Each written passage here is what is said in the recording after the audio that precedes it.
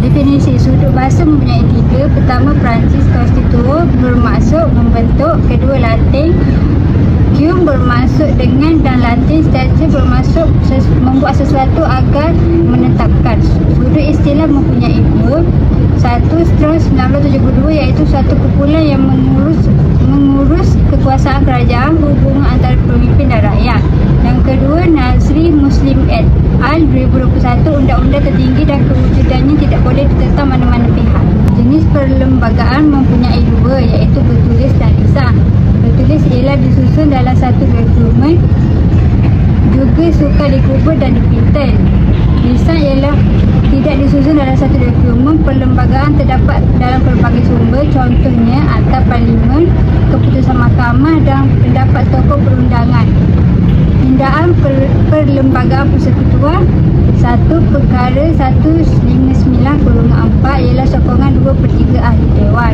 Perkara 161/I ialah persetujuan yang di-Pertuan Negeri Sabah dan Sarawak, juga sokongan 2/3 ahli dewan.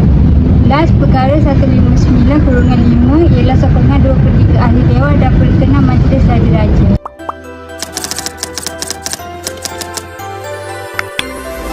Terdapat dua asas dalam pembentukan perlembagaan, iaitu Undang-Undang Negeri Melayu dan Undang-Undang British.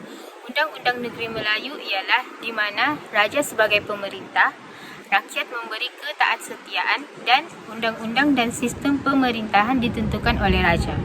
Yang kedua ialah Undang-Undang British, di mana pihak barat memperkenalkan di negeri-negeri selatan undang-undang yang dikenali sebagai Charters of Justice, yang diambil dan digubal di England.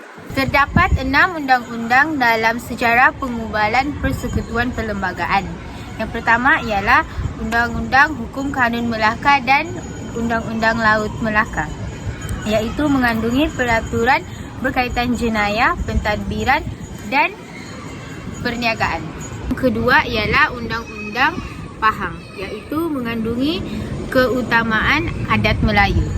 Yang ketiga ialah Undang-Undang Kedah, berkaitan tata cara mengendalikan pelabuhan dan pesara.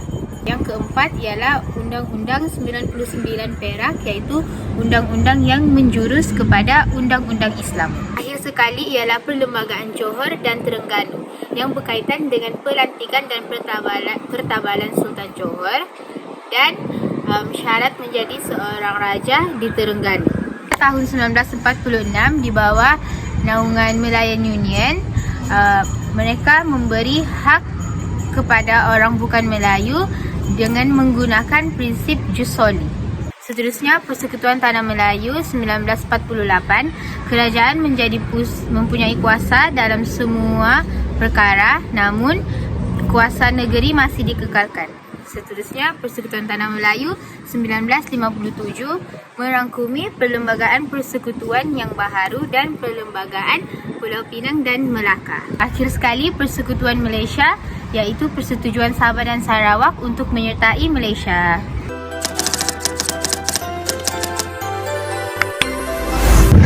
Yang segi Perlembagaan Persekutuan pencetus kewujudan identiti Malaysia agar perpaduan dan persefahaman dapat dibentuk, dipupuk dan dikembangkan.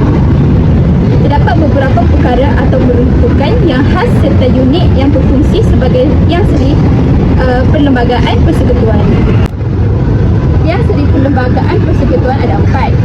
Yang pertama, pemerintahan beraja, kuasa budi bicara yang di-Pertuan Agong, status majlis raja-raja dan perlembagaan.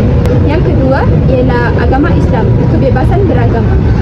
Dan yang ketiga, bahasa Melayu, perlindungan terhadap semua bahasa di Malaysia.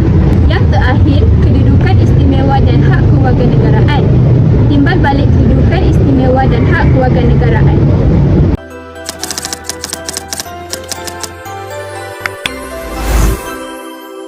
Isu semasa berkaitan perlembagaan di Malaysia yang selalu disebut oleh rakyat, ada 3 yang selalu disebut, iaitu pertama, isu dasar pemerintah negeri. Isu dasar pemerintah negeri di mana parlimen atau pemerintah dipilih bersaing sebagai pemerintah negeri untuk kepentingan jawatan atau duit rakyat.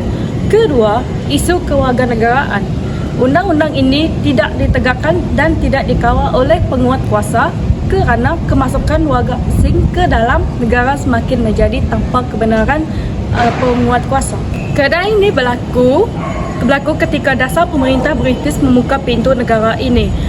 Hari sekali, isu bersaing antara parti gerakan di daerah masing-masing. Hal ini kerana parti yang terpilih mudah rasuah rakyat untuk meminta setiap rakyat mengundi kedudukan parti dipilih. Kesimpulannya, pentingnya isu ini dielakkan untuk mengurangkan pergaduhan antara rakyat terhadap pemerintah negeri dan aman untuk kepentingan rakyat sekeliling.